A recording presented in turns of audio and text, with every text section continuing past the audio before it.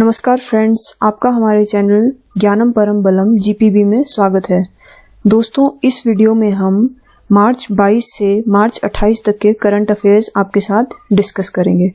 तो स्टार्ट करते हैं। राजस्थान सरकार ने मुख्यमंत्री चिरंजीवी योजना शुरू की है और इसे उन्होंने राइट टू हेल्थ का नाम भी दिया है। तो यह स्कीम वहाँ पे स्वास्थ्य से रिलेटेड, स्वास्थ्य से जुड़ी हुई स्कीम है और हमें इसमें ये याद रखना है कि राइट टू हेल्थ या फिर मुख्यमंत्री चिरंजीवी योजना कहाँ पे शुरू हुई है, तो इसका जवाब होगा राजस्थान में। दूसरा है ग्राम उजाला स्कीम, जिसे हाल ही में भारत सरकार ने शुरू किया है। ये संबंधित है एलईडी बल्ब से। इस स्कीम के अंतर्गत एलईडी बल्ब होते हैं, उसे मात्र 10 रुपये में वितरण किया जाएगा, मात्र 10 रुपये में उसे दिया जाएगा। और ये अपने प्रथम चरण में अराह बिहार से शुरू किया गया है। इस स्कीम के तहत अभी शुरू में 1.5 करोड़ बल्ब, एलईडी बल्ब्स का डिस्ट्रीब्यूशन यानी कि वितरण किया जाएगा और ये 5 डिस्ट्रिक्ट में अभी शुरू किया गया है। इसमें है अराह बिहार, वाराणसी यूपी में, विजयवाड़ा आंध्र प्रदेश में, नागपुर महाराष्ट्र में और वेस्टर्न गुजरात के कुछ विलेजेस में इसे इनिशियल फेज में दिया जाएगा। और ये स्कीम आ रही है मिनिस्ट्री ऑफ पावर के अंतर्गत। नेक्स्ट है वर्ल्ड वाटर डे यानी कि विश्व जल दिवस। ये 22 मार्च को मनाया जाता है और ये दिन इसलिए मनाया जाता है ताकि लोगों में पानी के महत्व के बारे में जागरूकता फैलाई जाए। और इस बार की थीम थी valuing water to highlight the value of water in our daily lives. 2018 की नीति आयोग की एक रिपोर्ट के अनुसार भारत में करीब 45% ऐसे लोग हैं जो बहुत ज़्यादा वाटर क्राइसिस फेस कर रहे हैं और 45% यानी कि 60 करोड़ के करीब लोग। और इसी रिपोर्ट के अनुसार उन्होंने कहा था, नीति आयोग ने कहा था कि 2030 तक भारत की जनसंख्या का लगभग 40% लोगों के पास बिल्कुल भी पानी नहीं होगा पीने के लिए। और भारत की जो जीडीपी है उसका 6% हमें 2050 तक सिर्फ पानी के लिए ही खर्च करना पड़ेगा। तो इस दिवस पे, वर्ल्ड वाटर डे के उपलक्ष्य पे, जल शक्ति अभियान कैच द रेन नाम का एक कैंपेन भी शुरू किया गया। तो इस कैंपेन के अंतर्गत लोगों में जो वर्षा का जल होता है उसे कैसे बचाना है उसके बारे में अवेयरनेस फैलाई जाएगी। और ये 100 दिन का कैंपेन है जिसे 22 मार्च से 30 नवंबर तक चलाया जाएगा, जिसमें कि प्री मानसून यानी कि मानसून से पहले और जो मानसून का फेज होता है जब हमारे देश में बारिश होती है उस पीरियड में यह चलेगा। नेक्स्ट है सस्टेनेबल डेवलपमेंट गोल्स। हम यहाँ पे थोड़ा इसके बारे में डिस्कस कर लेते हैं। सस्टेनेबल डेवलपमेंट गोल्स या फिर सतत विकास लक्ष्य, यह वो लक्ष्य हैं जो यूनाइटेड नेशन यानी कि संयुक्त राष्ट्र ने विश्व भर के देशों को 2015 में दिए थे। और इन लक्ष्यों को उन्होंने जो विश्व के देश हैं उन्हें 2030 तक पूरा करना है। तो इसके तहत 17 गोल्स या 17 लक्ष्य सभी को दिए गए हैं। इन लक्ष्यों से ये लक्ष्य बेसिकली पॉवर्टी एंड यानी कि गरीबी हटाने के लिए और अपने पृथ्वी को बचाने के लिए और लोग प्यार से रह सके, पीस, शांति और प्रॉस्पर कर सकें, इसलिए ये लक्ष्य दिए गए हैं। तो ये इसमें बेसिकली हमें याद रखने लायक क्या चीज़ें हैं कि ये टोटल है 17 गोल्स हैं, 17 लक्ष्य हैं और इन्हें पूरा करना है 2030 तक। हम इसमें याद रख सकते हैं कि जैसे पहले नंबर पे क्या है, दूसरे पे क्या है। अगर याद रख सके तो अच्छा है, नहीं तो ये तो याद होना ही चाहिए कि ये टोटल कितने हैं, 17, और इसे फुलफिल कब तक करना है, 2030 तक। तो इसमें आप देख सकते हैं जैसे पहला है no poverty, zero hunger, good health and wellbeing, ये सारी चीज़ें हैं। और इसमें देखिए छठा है clean water and sanitation and 7th है अफोर्डेबल एंड क्लीन एनर्जी। तो यानी कि छठा है पानी से जुड़ा हुआ और 7वां है बिजली से जुड़ा हुआ। तो हमारा देश भी इसी दिशा में आगे बढ़ते हुए काम कर रहा है, जैसे कि पानी के लिए और बिजली के लिए। Next is national perspective plan for interlinking शुरू कर दिया गया है। इसके तहत नदियों को आपस में जोड़ने का काम किया जाएगा। भारत में ऐसे कई क्षेत्र होते हैं जिनमें बाढ़ आती है और कुछ क्षेत्र ऐसे भी होते हैं जिनमें सूखा होता है। तो ऐसे क्षेत्रों से जो बाढ़ वाला एरिया है को ऐसे क्षेत्रों से जोड़ा जाएगा जो कि ड्राउट प्रोन है, यानी कि वहाँ पे सूखा होता है। तो केन और बेटवा इस क्षेत्र में पहला प्रोजेक्ट होगा और ये मध्य प्रदेश और उत्तर प्रदेश की सरकारों ने आपस में एक एग्रीमेंट साइन किया है जिसके तहत केन और बेटवा नदियों को आपस में जोड़ा जाएगा। और इस प्रोजेक्ट के अंदर अभी बुंदेलखंड का एरिया कवर होगा, जिसमें उत्तर प्रदेश और मध्य प्रदेश के कुल मिलाकर 13 डिस्ट्रिक्ट्स आते हैं और ये वाला एरिया बुंदेलखंड का रीजन है। तो हम मैप में देख सकते हैं कि केन और बेटवा दोनों ही नदियां मध्य प्रदेश से निकल रही हैं और बाद में ये यूपी में जा रही हैं। और ये जो लाल इससे है लाइन है, ये वाला एरिया, यहाँ पे इनकी इंटरलिंकिंग होगी, यानी इन्हें जोड़ा जाएगा। नेक्स्ट इज 2019 और 2020 का गांधी पीस प्राइज घोषित कर दिया गया है कि यह किन्हें किन्हें दिया जाएगा। तो 2019 के लिए ये ओमान के पूर्व सुल्तान कबूस बिन सायद अल सायद को दिया जाएगा और 2020 के लिए बांग्लादेश के फादर ऑफ द नेशन जो है शेख मुजीबुर रहमान, उन्हें यह पुरस्कार दिया जाएगा। यह पुरस्कार 1995 में शुरू कर दिया गया था, 1995 से यह दिया जा रहा है और ये पुरस्कार संस्कृति मंत्रालय के द्वारा दिया जाता है। तो दोनों को ही ये मरणोपरांत दिया गया है। तो हम पहले ओमान की लोकेशन देख लेते हैं। ये इस साइड को यहाँ पे भारत है और ये अरेबियन नेशंस हैं, तो ये सऊदी अरेबिया, यमन, यूएई और ये है ओमान। तो इनके जो ओमान के जो पूर्व सुल्तान थे कबूस बिन सायद अल सायद, इन्हें ये पुरस्कार 2019 के लिए दिया गया है और शेख मुजीबुर रहमान को ये 2020 के लिए दिया गया है। तो ये बहुत ही इंपॉर्टेंट है, हमें बिल्कुल एब्सोल्युटली ये याद रखना है। तो बांग्लादेश ने हाल ही में अपना 50वां इंडिपेंडेंस डे भी मनाया। 26 मार्च को ये इन्होंने मनाया और इस दिन जो यहाँ के बंग बंधु शेख मुजीबुर रहमान है, इनका जन्म दिवस भी होता है। तो 26 मार्च 1971 को शेख मुजीबुर रहमान ने यह घोषित कर दिया था कि बांग्लादेश अब एक आज़ाद नेशन है, आज़ाद देश है, क्योंकि बांग्लादेश पहले पाकिस्तान का पार्ट होता था और इसे ईस्ट पाकिस्तान कहते थे। लेकिन यहाँ के सिटीजन्स को सेकंड क्लास सिटीजन्स कंसिडर किया जाता था वेस्ट पाकिस्तान के द्वारा। तो इसी के विरोध में 26 मार्च को मुजीबुर रहमान ने यह घोषित कर दिया था कि बांग्लादेश अब एक आज़ाद मुल्क होगा और इसके लिए बांग्लादेश को पाकिस्तान के साथ 9 महीने तक लड़ाई लड़नी पड़ी। और जो बांग्लादेश की फोर्सेस थी, जिसे मुक्ति बाहिनी कहते थे, तो ये भी हम याद रख सकते हैं कि उनकी जो फोर्स थी उसका नाम था मुक्ति बाहिनी और इसे ट्रेन किया था इंडियन आर्मी ने। तो 16 दिसंबर 1971 को पाकिस्तान आर्मी ने सरेंडर कर लिया था और उसके बाद बांग्लादेश एक आज़ाद नेशन बन गया था। नेक्स्ट है परमानेंट इंडस कमीशन की 116वीं मीटिंग हाल ही में दिल्ली में संपन्न हुई। तो ये परमानेंट इंडस कमीशन की मीटिंग क्या होती है कि इसके तहत जो इंडस वाटर ट्रीटी है, सिंधु जल समझौता, उसके बारे में डिस्कस किया जाता है। और यह मीटिंग हर साल होती है, एक साल ये भारत में होगी व दूसरे साल ये पाकिस्तान में होगी। इंडस वाटर ट्रीटी क्या थी कि इंडस वाटर ट्रीटी 1960 में भारत और पाकिस्तान के बीच साइन की गई थी, जिसमें नदियों को कैसे बांटा जाएगा ये डिसाइड किया गया था। तो इसके तहत जो ईस्टर्न रिवर्स सतलुज, ब्यास और रावी नदी है, ये भारत को दी गई थी और western river Indus, Jhelum and Chenab ये पाकिस्तान को दी गई थी। हालांकि जो इंडस, झेलम एंड चेनाब है, इस पे भी भारत का कुछ अधिकार है, भारत इसका भी पानी कुछ यूज कर सकता है। तो ये 116वीं मीटिंग थी और न्यू दिल्ली में थी, ये हम याद रखना है।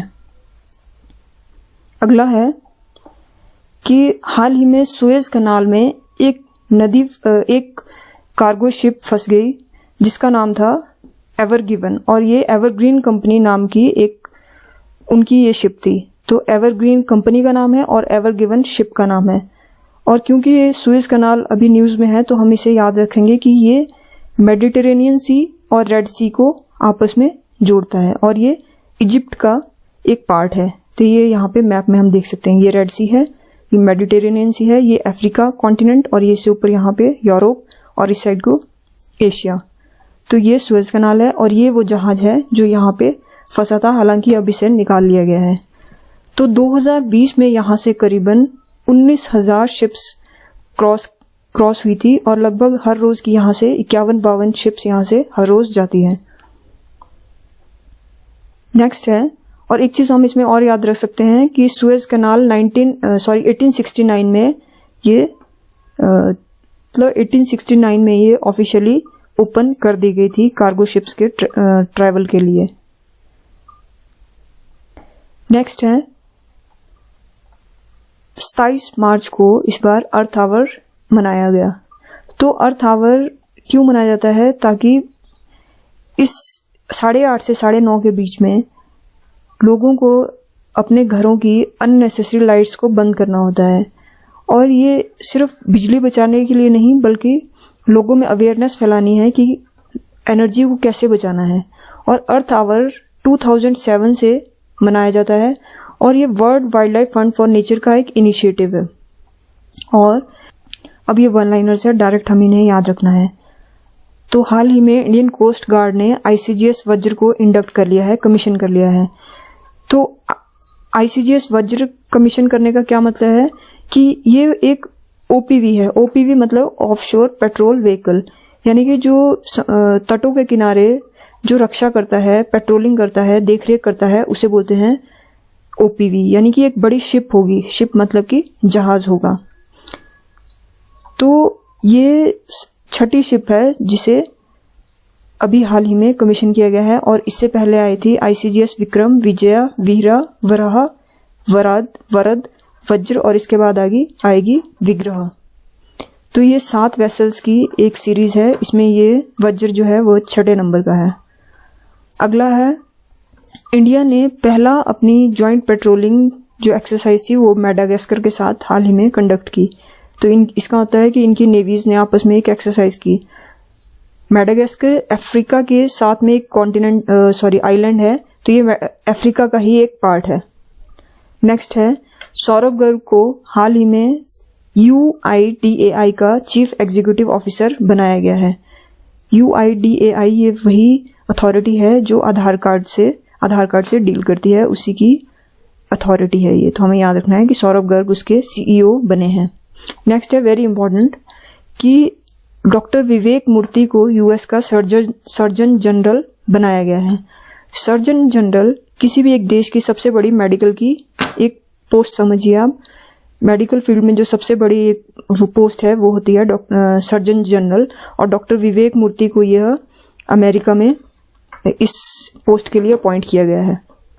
Next is world first ship tunnel to be built in Norway. Norway में विश्व की पहली शिप टनल बनेगी, यानी कि ऐसी टनल जहां से समुद्री जहाज पार करेंगे। अगला है, Asha Bhosle to be honoured with Maharashtra Bhushan. Asha Bhosle को महाराष्ट्र भूषण के अवार्ड से नवाजा गया है। अगला है, पावर से संबंधित यानी कि बिजली से संबंधित एक टेंडरिंग पोर्टल, टेंडर से रिलेटेड जो इसका पोर्टल बना है वो है प्रणीत। तो आप याद रख सकते हैं कि ये पावर से एसोसिएटेड है। नेक्स्ट है, 24 मार्च को वर्ल्ड ट्यूबरकुलोसिस डे मनाया गया। तो इस बार की थीम थी द क्लॉक इज टिकिंग। 24 मार्च को ट्यूबरकुलोसिस डे है। केरला टीबी इरेडिकेशन प्रोग्राम ने नेशनल ऑनर इसमें जीता है। अगला है, पबी एंटर टेरर 2021। ये एक एक्सरसाइज है जिसमें इंडिया, पाकिस्तान और चाइना तीनों ही भाग लेंगे। तो हम इसे याद रख सकते हैं कि भारत, पाकिस्तान, चाइना और इसके साथ साथ कुछ और कंट्रीज भी होंगी जो इस एक्सरसाइज का हिस्सा बनेंगी। फिर अगला है, 67वां नेशनल फिल्म अवार्ड्स दे दिए गए हैं और ये दिए जाते हैं ministry of information and broadcasting के द्वारा। इसमें बेस्ट फीचर फिल्म का अवार्ड मिला है मराकर लायन ऑफ अरेबियन सी, जो एक मलयालम में फिल्म है। इसे बेस्ट फीचर फिल्म का अवार्ड मिला है। तो डायरेक्ट आप इसे याद रखें कि किसे बेस्ट फीचर फिल्म का अवार्ड दिया गया है और ये कौन से नंबर का नेशनल फिल्म अवार्ड थे। 67th ये था। मराकर लायन ऑफ अरेबियन सी, ये बेस्ट फीचर फिल्म का अवार्ड इसे मिला है। बेस्ट एक्टर का अवार्ड दिया गया है मनोज वाजपेयी को भोसले फिल्म के लिए और धनुष को असुरन के लिए जो तमिल में बनी है। और बेस्ट एक्ट्रेस का अवार्ड दिया गया है कंगना रनौत को फॉर पंगा और मणिकर्णिका के लिए। अगला है, आंध्र प्रदेश ने भारत की पहली government run animal ambulance network बनाया है। तो एनिमल एम्बुलेंस, जैसे कि ह्यूमन के लिए एम्बुलेंस होती है इमरजेंसी में, मेडिकल इमरजेंसी जब कोई होती है, वैसे ही आंध्र प्रदेश ने जानवरों के लिए एक एम्बुलेंस नेटवर्क बनाया है। नेक्स्ट इज प्रोफेसर शरद पगाड़े को व्यास सम्मान 2020 से सम्मानित किया गया है। तो ये भी बहुत इंपॉर्टेंट है कि व्यास सम्मान 2020 का प्रोफेसर शरद पगाड़े को दिया गया है। तो ये 31वां व्यास सम्मान था और उन्हें ये अपने नॉवल जो है पाटलिपुत्र की सम्राज्ञी के लिए दिया गया है। और व्यास सम्मान 1991 से शुरू कर दिया गया था और ये के बिरला फाउंडेशन हर साल देती है, जो हिंदी में जिनका कार्य होता है।